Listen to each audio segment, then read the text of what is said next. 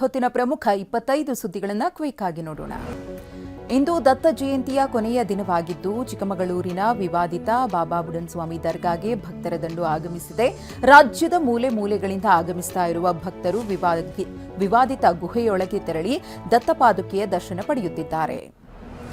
ದತ್ತ ಜಯಂತಿಯ ಪ್ರಯುಕ್ತ ಚಿಕ್ಕಮಗಳೂರಿನ ಬಾಬಾ ಬುಡನ್ ಸ್ವಾಮಿಯ ದರ್ಗಾ ಬಳಿ ಇರುವಂತಹ ಚಂದ್ರದ್ರೋಣ ಪರ್ವತಕ್ಕೆ ಪ್ರವಾಸಿಗರಿಗೆ ನಿರ್ಬಂಧವನ್ನು ವಿಧಿಸಲಾಗಿದೆ. ಇನ್ನು ಅತಿ ಸೂಕ್ಷ್ಮ ಪ್ರದೇಶಗಳಲ್ಲಿ ಅಂಗಡಿ ಮುಂಗಟ್ಟುಗಳನ್ನು ಬಂದ್ ಮಾಡಲಾಗಿದೆ. ಚಾಮರಾಜನಗರದಲ್ಲಿ ಚಿರತೆ ಉಪಟಳ ಜೋರಾಗಿದೆ. ಮಾದಪಟ್ಟಣ ಗ್ರಾಮದಲ್ಲಿ ಮತ್ತೆ ಚಿರತೆ ಪ್ರತ್ಯಕ್ಷವಾಗಿದ್ದು ಚಿರತೆಯ ಬಿಂದಾಸ್ ಓಡಾಟ ಗ್ರಾಮಸ್ಥರಲ್ಲಿ ಆತಂಕ ಮೂಡಿಸಿದೆ.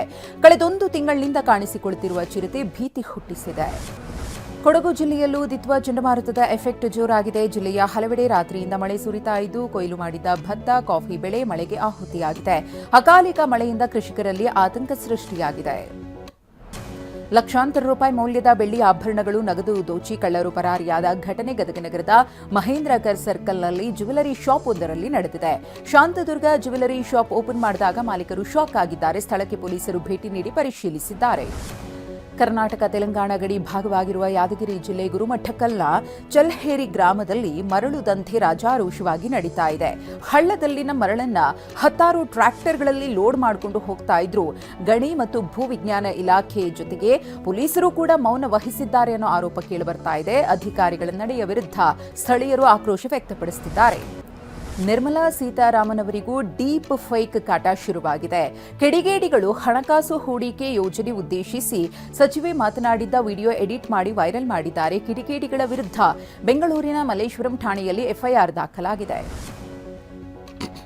ಇಂಡಿಗೋದ ಬರೋಬ್ಬರಿ 200 ವಿಮಾನಗಳ ಹಾರಾಟ ರದ್ದಾಗಿ ಅಸ್ತವ್ಯಸ್ತ ಉಂಟಾಗಿದ್ದು ದೇಶಾದ್ಯಂತ ಪ್ರಯಾಣಿಕರು ಏರ್ಪೋರ್ಟ್ಗಳಲ್ಲಿ ಪರದಾಡಿದ್ದಾರೆ. ಇಂಡಿಗೋದ ತಾಂತ್ರಿಕ ಮತ್ತು ಸಿಬ್ಬಂದಿ ಕೊರತೆಯ ಕಾರಣದಿಂದಾಗಿ ದೇಶಾದ್ಯಂತ 200 ವಿಮಾನಗಳ ಹಾರಾಟ ರದ್ದಾಗಿತ್ತು. ಬೆಂಗಳೂರು, ದೆಹಲಿ, ಮುಂಬೈ, ಹೈದರಾಬಾದ್ ಸೇರಿದಂತೆ ಪ್ರಮುಖ ವಿಮಾನ ನಿಲ್ದಾಣಗಳಲ್ಲಿ ಅಲ್ಲೋಲಕಲ್ಲೋಲ ಸೃಷ್ಟಿಯಾಗಿತ್ತು. ಪ್ರಯಾಣಿಕರು ಸಿಬ್ಬಂದಿ ಜೊತೆ ವಾಗ್ವಾದ ನಡೆಸಿದಂತಹ ಪ್ರಸಂಗಗಳು ನಡೆದಿವೆ. ಕೆಂಪೇಗೌಡ ಏರ್ಪೋರ್ಟ್ನಲ್ಲಿ ಇಂದು ಕೂಡ ಇಂಡಿಗೋ ವಿಮಾನ ಸಂಚಾರದಲ್ಲಿ ವ್ಯತ್ಯಯ ಉಂಟಾಗಿದೆ. ಟರ್ಮಿನಲ್ 1ರಲ್ಲಿ ಡಿಪಾರ್ಚರ್ ಗೇಟ್ ಬಳಿ ಕೂರಲು ಜಾಗವಿಲ್ಲದೆ ಪ್ರಯಾಣಿಕರು ಪರದಾಡಿದ್ರು. ಇಂಡಿಗೋದಲ್ಲಿ ಪೈಲಟ್ ಸಿಬ್ಬಂದಿ ಕೊರತೆಯಿಂದ ಸಮಸ್ಯೆ ಉಂಟಾಗಿ 2 ದಿನಗಳಿಂದ ಇಂಡಿಗೋ ವಿಮಾನಗಳ ಸಂಚಾರದಲ್ಲಿ ವ್ಯತ್ಯಯ ಉಂಟಾಗಿದೆ. 4 ವರ್ಷದ ಬಳಿಕ ರಷ್ಯಾ ಅಧ್ಯಕ್ಷ ಪುಟಿನ್ ಭಾರತಕ್ಕೆ ಆಗಮಿಸುತ್ತಿದ್ದಾರೆ. ಇವತ್ತು ಸಂಜೆ 7 ಗಂಟೆಗೆ ದೆಹಲಿಗೆ ಬಂದಿಳಿಯಲಿದ್ದು ಪುಟಿನ್ ಅವರಿಗೆ ಅದ್ಧೂರಿ ಸ್ವಾಗತ ಕೋರಲು ಸಿದ್ಧತೆ ಮಾಡಿಕೊಳ್ಳಲಾಗಿದೆ. ಬಳಿಕ ರಾತ್ರಿ ಪ್ರಧಾನಿ ಮೋದಿಯವರ ಜೊತೆಗೆ ಔತಣಕೂಟದಲ್ಲಿ ಭಾಗಿಯಾಗಲಿದ್ದಾರೆ. ನಾಳೆ ಬೆಳಗ್ಗೆ ರಾಜ್ಘಾಟ್ಗೆ ಮೋದಿ ಪುಟಿನ್ ಭೇಟಿ ಕೊಡಲಿದ್ದಾರೆ. ಮಹಾತ್ಮ ಗಾಂಧಿಯವರ ಸಮಾಧಿಗೆ ನಮನ ಸಲ್ಲಿಸಲಿದ್ದು ಇದಾದ ಬಳಿಕ ಹೈದರಾಬಾದ್ ಹೌಸ್ನಲ್ಲಿ ಮೋದಿಯವರ ಜೊತೆಗೆ ದ್ವಿಪಕ್ಷೀಯ ಮಾತುಕತೆ ನಡೆಯಲಿದೆ. ಪ್ರಧಾನಿ ಮೋದಿ ಮತ್ತು ಪುಟಿನ್ ದ್ವಿಪಕ್ಷೀಯ ಮಾತುಕತೆ ನಡೆಸಲಿದ್ದು ಇಂಧನ, ರಕ್ಷಣೆ, ಬಾಹ್ಯಾಕಾಶ, ಕೃಷಿ, ಕೈಗಾರಿಕೆ, ವ್ಯಾಪಾರ, ವಿವಿಧ ವಲಯಗಳ ಜಂಟಿ ಪಾಲುದಾರಿಕೆಗೆ ಉಭಯ ನಾಯಕರು ಸಹಿ ಹಾಕುವ ಸಾಧ್ಯತೆ ಇದೆ.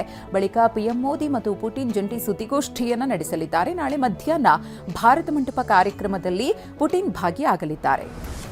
ದಕ್ಷಿಣ ಆಫ್ರಿಕಾ ವಿರುದ್ಧ ಮುಂಬರುವ 5 ಪಂದ್ಯಗಳ ಟಿ20 ಸರಣಿಗೆ 15 ಸದಸ್ಯರ ಭಾರತ ತಂಡವನ್ನು ಬಿಸಿಸಿಐ ಪ್ರಕಟಿಸಿದೆ.